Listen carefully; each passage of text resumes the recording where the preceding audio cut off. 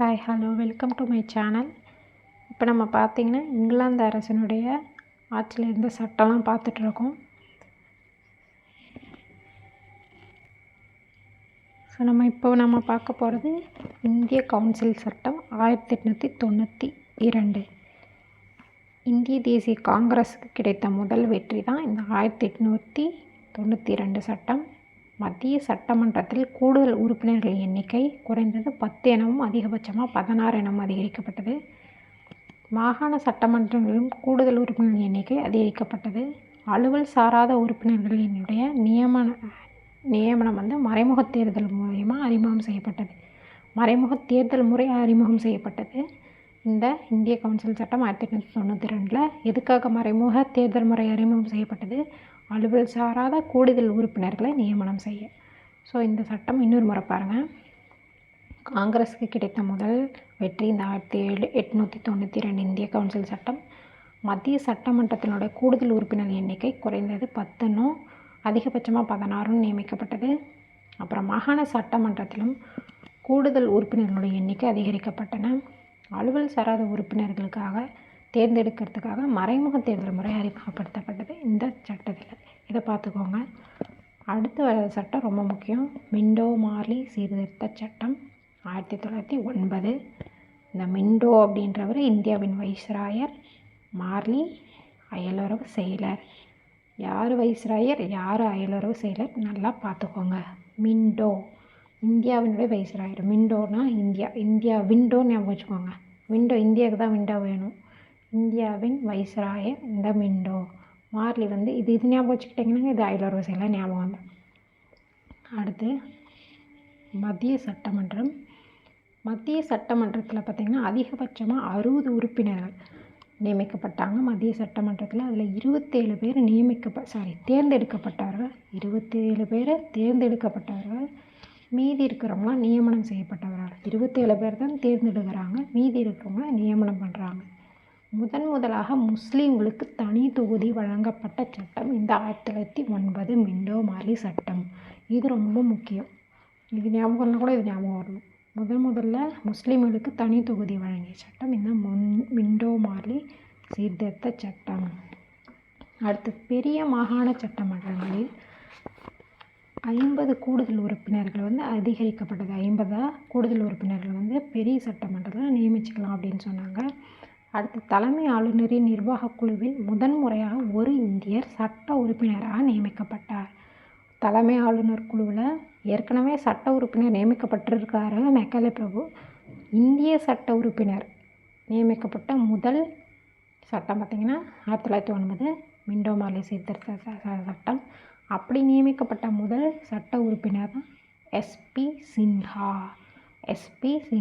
இவர் இங்கிலாந்து பாராளுமன்றத்தில் பொதுமக்களவையிலுடைய ஒரு உறுப்பினராக இருந்த 2வது இந்தியர். அப்போ முதல்ல யாராவது இருந்திருக்காங்க உறுப்பினராக இங்கிலாந்து பாராளுமன்றத்தில் இல்லையா? அவர் யாருன்னு பார்த்தீங்கன்னா நம்ம தாதாபாய் நவ்ரோஜி. இந்த பாயிண்ட் ரொம்ப ரொம்ப முக்கியம். தலைமை ஆளுநரின் நிர்வாக குழுவில் முதல் முறையாக ஒரு இந்தியர் நியமிக்கப்பட்டார் சட்ட உறுப்பினராக. இந்திய சட்ட உறுப்பினர், அவர் பேர் தான் எஸ்பி சின்ஹா. இவர் இங்கிலாந்து அவையில் பாராளுமன்றத்தில் 2வது உறுப்பினர், இந்திய நபர் நியமிக்கப்பட்ட 2வது நபர். முதல் இந்தியர் பார்த்திங்கன்னா தாதாபாய் நவ்ரோஜி. இங்கிலாந்தில் இருந்த இந்திய கவுன்சிலும் 2 இந்தியர்கள் இடம்பெற்றிருந்தன அப்படின்னு சொல்கிறாங்க. அடுத்து பம்பாய், சென்னை மாகாணங்களில் நிர்வாக குழு உறுப்பினர்கள் எண்ணிக்கை 2லேருந்து 4 உயர்த்தப்பட்டது. எங்கேருந்து உறுப்பினர்கள் எண்ணிக்கை 2லேருந்து 4 உயர்த்தப்பட்டது? பம்பாய், சென்னை மாகாணங்களில் நிர்வாக குழுவிலேருந்து உறுப்பினர்கள் எண்ணிக்கை. அடுத்து வகுப்பு வாரி பிரதிநிதித்துவின் தந்தையார் இந்த மிண்டோ அப்படின்னு சொல்லுவாங்க. இது இம்பார்ட்டன்ட் பார்த்துக்கோங்க. ஸோ இன்னொரு முறை பார்க்கலாம் வாங்க. மிண்டோ மார்லி சீர்திருத்த சட்டத்தில் என்ன முக்கியம்? இது காங்கிரஸுக்கு கிடைத்த முதல் வெற்றி. மிண்டோனா இந்திய வைஸ்ராயர், மார்லினா அயலுறவு செயலர். முதலாக முஸ்லீம்களுக்கு தனி தொகுதி வழங்கப்பட்ட சட்டம் இந்த சட்டம். அடுத்து பெரிய மாகாண சட்டமன்றத்தில் கூடுதலாக 50 உறுப்பினர்கள் நியமிச்சுக்கலாம். தலைமை ஆளுநரின் நிர்வாக குழுவில் முதல் முறையாக ஒரு சட்ட உறுப்பினர் நியமிக்கப்படுறாரு, இந்திய சட்ட உறுப்பினர். அவர் தான் எஸ்பி சின்ஹா. இந்த இன்ஷியல் கூட ரொம்ப முக்கியம் பார்த்துக்கோங்க. இவர் இங்கிலாந்து பாராளுமன்றத்தில் பொதுமக்களவையில் தேர்ந்தெடுக்கப்பட்ட 2வது இந்தியர். முதல் இந்தியர் தாதாபாய் நவ்ரோஜி. இங்கிலாந்திலிருந்து இந்திய கவுன்சிலிலும் 2 இந்தியர்கள் இடம்பெற்றிருந்தனர். யார்? தாதாபாய் நவ்ரோஜும் எஸ்பி சின்ஹாவும். பம்பாய், சென்னை மாகாணங்களின் நிர்வாக குழு உறுப்பினர்கள் எண்ணிக்கை 2லிருந்து 4 உயர்த்தப்பட்டது. வகுப்பு வாரி பிரதிநிதித்துவத்தின் தந்தை மிண்டோ. சரி, இது பார்த்துக்கோங்க. அடுத்து பார்த்திங்கன்னா மாண்டேகு ஜேம்ஸ் போர்டு சீர்திருத்தம் 1919. இது ரொம்ப ரொம்ப முக்கியம். மாண்டேகு ஜேம்ஸ் போர்டு சீர்திருத்தம் 1919. மாண்டேகுன்றவர் வெளியுறவுத்துறை அமைச்சர். ஜேம்ஸ் போர்டுன்றது தான் அரச பிரதிநிதி. இதில் வந்து ஜேம்ஸ் மிட்டாய் இந்தியாவுக்கு தான் வேணும் ஞாபகம் வச்சுக்கோ. அங்கே விண்டோ வந்து இந்தியாவுக்கு வேணும் ஞாபகம் வச்சுக்கணும். ஜேம்ஸ் போர்டு வந்து இந்தியாவுக்கு வேணும் ஞாபகம் வச்சுக்கோங்க. ஜேம்ஸ் போர்டு தான் இந்தியாவோட அரச பிரதிநிதி. அப்புறம் பார்த்திங்கன்னா இந்த சட்டம் வந்து ஏமாற்றத்தை அளிக்குது அப்படின்னு காங்கிரஸ் சொன்னாங்க. இந்த பாயிண்ட் ஒன்று ஞாபகம் வச்சுக்கோங்க. அடுத்து முக்கியமான துறைகளில் வந்து ஆங்கிலேயருக்கு ஒதுக்கப்பட்டது. அதை ஒதுக்கப்பட்ட துறை, மாற்றப்பட்ட துறை 2ஆக பிரிச்சுருவாங்க. ஒதுக்கப்பட்ட துறையெல்லாம் பார்த்திங்கன்னா ஆங்கிலேயருக்கும், மாற்றப்பட்ட துறையெல்லாம் இந்தியர்களுக்கு கொடுத்துருவாங்க.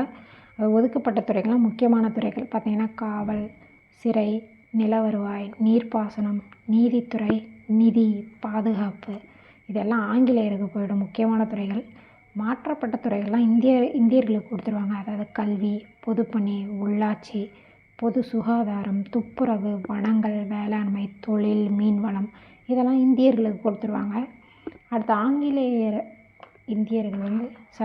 ஆங்கிலோ இந்தியர்கள், சீக்கியர்கள், கிறிஸ்தவர்களுக்கெல்லாம் தனி தொகுதி கொடுக்கப்பட்டது இந்த 1919. அதாவது மாண்டேகு ஜேம்ஸ் போர்டு சீர்திருத்தத்தில் தான் ஆங்கில இந்தியர்கள், சீக்கியர், கிறிஸ்தவர்களுக்கு தான் தனி தொகுதி வழங்கப்பட்டது. இச்சட்டம் ஆங்கில அரசு வெளியிட்டது. ஆங்கிலேயரின் பெருந்தன்மையற்ற செயல், அதனை ஏற்றுக்கொள்வது இந்தியருக்கு மதிப்புடையது ஆகாது அப்படின்னு இந்த கூற்றை சொன்னவங்க வந்து அன்னி பெசன்ட் அம்மையார். நோட் பண்ணிக்கோங்க. இச்சட்டத்தை ஆங்கில அரசு வெளியிட்டது. ஆங்கிலேயரின் பெருந்தன்மையற்ற செயல், அதனை ஏற்றுக்கொள்வது இந்தியருக்கு மதிப்புடைமை ஆகாது அப்படின்னு சொன்னவங்க அன்னி பெசன்ட் அம்மையார். மத்தியில் 2 அவை, அதாவது மாநிலங்களவை, சட்டப்பேரவை 2 அவை நிறுவப்பட்டது. மாநிலங்களவையில் மொத்தம் 60 உறுப்பினரும், சட்டப்பேரவையில் 144 உறுப்பினர்களும் இருந்தாங்க. இந்த 60 உறுப்பினரில் 26 உறுப்பினர்கள் வந்து நியமனம். இந்த 144 உறுப்பினரில் 41 உறுப்பினர்கள் நியமன உறுப்பினர்களாக இருந்தாங்க. அடுத்து இந்தியாவிற்கான அயலுறவு செயலர் அவரின் உதவியாளரின் ஊதியம் பிரிட்டிஷ் வருவாயிலிருந்து கொடுக்கப்பட்டது. அயலுறவு செயலினுடைய ஊதியம் வந்து நம்ம முன்னவே பார்த்தோம் இல்லையா, அவங்க இந்திய நிதியிலேருந்து கொடுக்கணும்னு சொன்னாங்க. இப்போ வந்து பிரிட்டிஷ் வருவாயிலேருந்து கொடுத்துக்கிட்டாங்க. எப்போ? இந்த 1919 சட்டத்தில். அடுத்து லண்டனில் இந்தியாவிற்கான உயர் ஆணையர், அதாவது தூதுவர் ஒருவர் நியமிக்கப்பட்டார். முதலாக தேர்தல் ஆணையம், இது ரொம்ப முக்கியம். முதலாக தேர்தல் ஆணையம், அதாவது நேரடி தேர்தல் முறை கொண்டு வரப்பட்டது இந்த 1919 மாண்டேகு ஜேம்ஸ் போர்டு திட்டத்தில் தான். தேர்தல் குறிப்பிட்ட சிலருக்கு மட்டும்தான் வாக்குரிமை வழங்கப்பட்டது. நேரடி தேர்தல் முறை கொண்டு வந்துட்டாங்க. ஆனால் தேர்தலில் வந்து சில பேருக்கு மட்டும்தான் வாக்குரிமை வழங்கப்பட்டது. பணியாளர் தேர்வு ஆணையம் ரொம்ப ரொம்ப முக்கியம். பணியாளர் தேர்வு ஆணையம் 1926, 1919 மாண்டேகு ஜேம்ஸ் போர்டு திட்டத்தின்படி பணியாளர் தேர்வு ஆணையம் 1926 நிறுவப்பட்டது. மத்திய பட்ஜெட்லேருந்து மாகாண பட்ஜெட் தனியாக அமைக்க வழிவகை செய்யப்பட்டது. இந்த சட்டத்தை இன்னொரு முறை ரிவிஷன் பண்ணிடலாம் வாங்க. மாண்டேகு ஜேம்ஸ் போர்டு சீர்திருத்த சட்டம் 1919. ஜேம்ஸ் போர்டுன்றது தான் இந்திய அரச பிரதிநிதி. இச்சட்டம் ஏமாற்றத்தை அளிக்குதுன்னு சொன்னவங்க வந்து காங்கிரஸ். முக்கியமான துறைகள் வந்து ஆங்கிலேயருக்கும், மாற்றப்பட்ட துறைகள் வந்து இந்தியர்களுக்கும், அதாவது ஒதுக்கப்பட்ட துறைகள் ஆங்கிலேயருக்கு, மாற்றப்பட்ட துறைகள் இந்தியர்களுக்கு வழங்கப்பட்டது. ஆங்கிலோ இந்தியன், சீக்கியர், கிறிஸ்தவர்களுக்கு தனி தொகுதி ஒதுக்கிடப்பட்டது. இச்சட்டத்தை வந்து ஆங்கில அரசு வெளியிட்டது. அவர்களுடைய பெருந்தன்மையற்ற செயல் அப்படின்னு சொன்னவங்க வந்து அன்னி பெசன்ட். மத்தியில் வந்து மாநிலங்களவை, சட்டப்பேரவைன்னு 2ஆக பிரித்தாங்க. மாநிலங்களவையில் 60 மொத்த உறுப்பினர்களும், சட்டப்பேரவையில் 144 மொத்த உறுப்பினர்களும் இருந்தாங்க. இந்த மாநிலங்களவையில் இருந்த 60 உறுப்பினரில் 26 உறுப்பினர்கள் நியமன உறுப்பினர்கள். இந்த சட்டப்பேரவையில் இருந்த 144 உறுப்பினரில் 4 உறுப்பினர்கள் நியமன உறுப்பினர்கள். இந்தியாவிற்கான அயலுறவு செயலினுடைய ஊதியம் வந்து பிரிட்டிஷ் வருவாயிலிருந்து கொடுக்கப்பட்டது. அப்புறம் லண்டனில் வந்து இந்தியாவினோட உயர் ஆணையர் ஒருத்தர் இருப்பார்ல, தூதுவர், அவர் வந்து நியமிக்கப்பட்டார். தூதுவர் லண்டனில் முதலாக தேர்தல் ஆணையம் நிறுவப்பட்டது இந்த 19 மாண்டேக் ஜேம்ஸ் போல் சீர்திருத்த சட்டத்தில் தான் தேர்தல் ஆணையம் நிறுவப்பட்டது. அதே மாதிரி பணியாளர் தேர்வாணையமும் 1926 நிறுவப்பட்டது. மத்திய பட்ஜெட்லேருந்து மாகாண பட்ஜெட்டை தனியாக அமைக்க வழிவகை செய்யது சட்டம் இந்த சட்டம். அடுத்து இந்திய அரசு சட்டம் பார்க்கலாம் வாங்க. அவ்வளோதான். இந்திய அரசு சட்டம், இந்திய விடுதலை சட்டம் பார்த்தோன்னா இந்த இந்திய அரசியலமைப்பு வரலாறு டாபிக் முடிஞ்சது. அடுத்து இந்திய அரசு சட்டம் 1935. சைமன் குழு அறிக்கை, 3 வட்ட மேஜை மாநாடுகளின் முடிவுகள், 1933 வெல்லஸினுடைய வெள்ளை அறிக்கை. வெல்லஸினுடைய வெள்ளை அறிக்கை பார்த்திங்கன்னா 1933. இந்த அடிப்படையில் தான் இந்த 1935 சட்டம் இயற்றப்பட்டது. இதில் பார்த்திங்கன்னா 321 பிரிவுகளும் 10 அட்டவணைகளும் இருக்குது. ஸோ இந்திய அரசு சட்டத்தில் 321 பிரிவுகளும் 10 அட்டவணைகளும் இருக்குது. இது கூட்டாட்சி அரசாங்கத்தை நிறுவது இந்த அரசு சட்டம். இதில் மத்திய பட்டியல், மாகாண பட்டியல், பொதுப்பட்டியல் 3 பட்டியல் பிரிக்கப்பட்டது. மத்திய பட்டியலுக்கு 59 துறைகள், மாகாண பட்டியலுக்கு 54 துறைகள், பொதுப்பட்டியலுக்கு 36 துறைகளும் பிரிக்கப்பட்டன. மத்தியில் இரட்டையாட்சி கொண்டு வந்த சட்டம் 1935 சட்டம். தலைமை ஆளுநர், அமைச்சரவை, அதாவது தலைமை ஆளுநரின் கீழே ஒதுக்கப்பட்ட துறைகளும் அமைச்சரவையின் கீழ் மாற்றப்பட்ட துறைகளும் இருந்துச்சு. அனைத்து மாகாணங்களும் இரட்டையாட்சி ஒழித்து மாகாண சுயாட்சி அறிமுகம் செய்யப்பட்டது. ஸோ மாகாண சுயாட்சி அறிமுகம் எந்த சட்டத்தில் கொண்டு வரப்பட்டதுன்னா 1935 சட்டத்தில். 2 அவை கொண்ட சட்டமன்றங்கள் மற்றும் மாகாணங்களும் ஏற்படுத்தப்பட்டது. எங்கன்னு பார்த்தீங்கன்னா 6 மாகாணம் மொத்தம். இது 6 எங்கன்னு பார்த்தீங்கன்னா சென்னை, பம்பாய், பீகார், வங்காளம், அசாம் ஒருங்கிணைந்த மாகாணம். இந்த சென்னை, பம்பாய், வங்காளம் ஞாபகம் வந்துடும், பீகார் ஞாபகம் வச்சுக்கோங்க, அசாம் ஒருங்கிணைந்த மாகாணம். இங்கெல்லாம் 2 அவை கொண்ட சட்டமன்றங்கள் ஏற்படுத்தப்பட்டது. இந்த 1935 சட்டத்தின்படி கூட்டாட்சி நீதிமன்றம் டெல்லியில் உருவாக்கப்பட்டது. அதனுடைய முதல் தலைமை நீதிபதி தான் சர் மௌரிஸ் கியர் அப்படின்றவர் கூட்டாட்சி நீதிமன்றத்தினுடைய முதல் தலைமை நீதிபதி. இது எப்போ நிறுவப்பட்டதுன்னு பார்த்தீங்கன்னா ஏப்ரல் 1, 1937 நிறுவியிருப்பாங்க. ஒரு தலைமை நீதிபதியும் 6 நீதிபதிகள், மொத்தம் 7 நீதிபதிகள் கொண்ட அமர்வு. அடுத்து வகுப்பு வாரி பிரதிநிதித்துவ குழுவை அறிமுகம் செய்யப்பட்டது. தாழ்த்தப்பட்டோர், பெண்கள், தொழிலாளர் இவங்க எல்லாருக்கும் பிரதிநிதித்துவம் கொடுக்கப்பட்டது. அடுத்து மொத்த மக்கள் தொகையில் என்னது 107 சரி இது என்ன 10% இது. மொத்த மக்கள் தொகையில் 10% மக்களுக்கு தான் வாக்குரிமை அளிக்கப்பட்டது. அடுத்து மத்திய ரிசர்வ் வங்கியும் இந்த 1935 சட்டத்தினால் தான் கொண்டு வரப்பட்டது. எப்போன்னு பார்த்திங்கன்னா ஏப்ரல் 1, 1935 மத்திய ரிசர்வ் வங்கி. ஏற்கனவே நம்ம பார்த்தோம், அதாவது உச்சநீதிமன்றம் எப்போ கொண்டு வரப்பட்டது, கூட்டாட்சி நீதிமன்றம் 1937 ஏப்ரல் 1. அதுக்கு முன்னாடியே மத்திய ரிசர்வ் வங்கி நிறுவிட்டாங்க. அப்புறம் பர்மா இந்தியாவிலேருந்து பிரித்தது இந்த சட்டத்தின்படி தான். ஸோ இந்த சட்டத்தை இன்னொரு ரிவிஷன் பண்ணிடலாமா? இந்திய அரசு சட்டம் 1935 சைமன் குழு 3 வட்ட மேஜை மாநாடு முடிவுகளும் அப்புறம் வெல்லஸினுடைய வெள்ளை அறிக்கை 1933 அடிப்படையில் இந்த சட்டம் இயற்றப்பட்டது. இதில் 321 பிரிவுகள், 10 அட்டவணைகள் இருக்குது. கூட்டாட்சி அமைப்பை நிறுவனது இந்த இந்திய அரசு சட்டம் 1935. 3 பட்டியல்களை பிரித்தது இந்திய அரசு சட்டம் 1935. மத்திய பட்டியல் 59, மாகாண பட்டியல் 54, பொதுப்பட்டியல் 36. மத்தியில் இரட்டையாட்சி கொண்டு வந்ததும் இந்த சட்டம். தலைமை ஆளுநர், அமைச்சரவைன்னு 2ஆக பிரித்து தலைமை ஆளுநர் கீழே ஒதுக்கப்பட்ட துறையும் அமைச்சரவை கீழ் மாற்றப்பட்ட துறையும் ஒதுக்கப்பட்டன. அனைத்து மாகாணங்களும் மாகாண சுயாட்சி அறிமுகம் செய்யப்பட்டது. அப்புறம் 2 அவை கொண்ட சட்டமன்றங்கள் 6 மாகாணங்கள் நிறுவப்பட்டது. சென்னை, பம்பாய், பீகார், வங்காளம், அசாம் ஒருங்கிணைந்த மாகாணம்.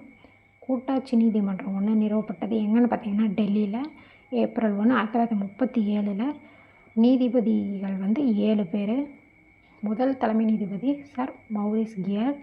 வகுப்பு வாரி பிரதிநிதித்துவ கொள்கை அறிமுகம் செய்யப்பட்டது. தாழ்த்தப்பட்டோர், பெண்கள், தொழிலாளர்கள் எல்லாருக்கும் பிரதிநிதித்துவம் கொடுக்கப்பட்டது. அப்புறம் மொத்த மக்கள் தொகையில் 10% பேருக்கு தான் வாக்குரிமை இருந்துச்சு. மத்திய ரிசர்வ் வங்கி 1935 ஏப்ரல் 1 நிறுவப்பட்டது இந்த சட்டத்தின்படி தான். அப்புறம் பர்மா இந்தியாவிலேருந்து பிரிக்கப்பட்டது 1935 சட்டத்தின்படி தான். அடுத்து பார்த்திங்கன்னா ஃபைனலி இந்திய விடுதலை சட்டம் 1947. பிரதமர் கிளைமெண்ட் அட்லி அவர் தான் இந்த அறிக்கையை வெளியிடுறாரு. 1947 பிப்ரவரி 20 அன்னைக்கு ஒரு அறிக்கையை விடுறாரு. அந்த அறிக்கையில் என்ன சொல்கிறாருன்னா, 1948 ஜூன் 3க்குள்ளே இந்திய பிரிட்டிஷ் ஆட்சி முடிவுக்கு வந்துடுச்சு. அதுக்கு முன்னாடியே என்ன சொல்லுவார், இதுக்குள்ளே நாங்கள் போயிடுறோன்னு சொல்லிட்டு. அதை அந்த டேட் அப்புறம் சொல்கிறேன் பார்த்து. இது பார்த்திங்கன்னா இந்திய பிரிட்டிஷ் ஆட்சி எப்போ முடிவுக்கு வந்துச்சிங்கன்னா 1948 ஜூன் 3க்குள். 1948 இங்கேயே இப்போ கொடுத்துருக்கேன் பாருங்கள். 1948 தான் நாங்கள் ஆட்சி முடிவுக்கு கொண்டு வரோன்னு சொல்கிறார். யார்? இந்த அட்லி பிரபு. ஆனால் 1947 ஜூன் 3லே மவுண்ட் பேட்டன், அதாவது இந்திய பிரிவினை திட்டம்னு சொல்லுவாங்க, அந்த திட்டத்தை கொண்டு வந்துடுறாரு. அப்புறம் 1947 ஜூலை 18 தான் இந்திய விடுதலை சட்டம் நிறைவேற்றப்பட்டது. இந்தியா பாகிஸ்தான் 2 நாடாக பிரிக்கப்பட்டது. ராட்க்ளிஃப் அப்படின்றவர் தலைமையில் எல்லை வரையறுக்கும் ஆணையம் நியமிக்கப்பட்டு இந்தியாவுக்கான எல்லையும் பாகிஸ்தானுக்கான எல்லையும் வரையறுக்கப்பட்டன. சுதந்திர இந்தியாவின் முதல் கவர்னர் ஜெனரல் மவுண்ட் பேட்டன். முதல் இந்திய கவர்னர் ஜெனரல் கேட்டால் ராஜாஜி. சுதந்திர இந்தியாவின் முதல் கவர்னர் ஜெனரல் கேட்டாங்கன்னா மவுண்ட் பேட்டன். நல்லா டிஃப்ரென்ஷியேட் பண்ணி படிச்சுவாங்க. பாகிஸ்தானுடைய கவர்னர் ஜெனரல் பார்த்திங்கன்னா முகமது அலி ஜின்னா. இதை பார்த்துக்கோங்க. இதை இன்னொரு ரிவிஷன் பண்ணிடலாம் வாங்க. இந்திய விடுதலை சட்டம் 1947. பிரதமர் கிளைமெண்ட் அட்லி அவர் தான் இந்த அறிக்கையை வெளியிடுறாரு. 1947 பிப்ரவரி 20 வர்றாரு. 1948 ஜூன் 3க்குள்ளே இந்திய பிரிட்டிஷ் ஆட்சி முடிவுக்கு வந்துடும்னு சொல்கிறாரு. ஆனால் 1947 ஜூன் 3லேயே மவுண்ட் பேட்டன் பிரிவினை திட்டம் அறிவிச்சிருவார். 1947 ஜூலை 18 இந்திய அரசு சட்டம், அதாவது இந்திய விடுதலை சட்டம் நிறைவேற்றப்பட்டுரும். இந்தியா பாகிஸ்தான் பிரிச்சிருவாங்க. ராட்க்ளிஃப் எல்லை வரையறுக்கும் ஆணையம், அவர் எல்லையை வரையறுக்கிறவர் அவர்.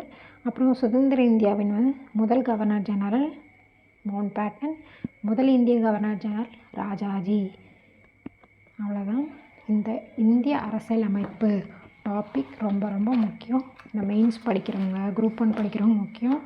இப்போலாம் கொஷின்ஸை டஃப்னஸ் பண்ணிட்டாங்க. அதனால் இந்த அரசியல் அமைப்பையும் படிச்சுக்கோங்க. இதுலேருந்து கொஷின் கேட்டால் நம்ம 1 மார்க் கூட விடக்கூடாது இல்லையா? அதனால் நான் இம்பார்ட்டன்ட் பாயிண்ட்ஸ் எல்லாம் தொகுத்து கொடுத்துருக்கேன்.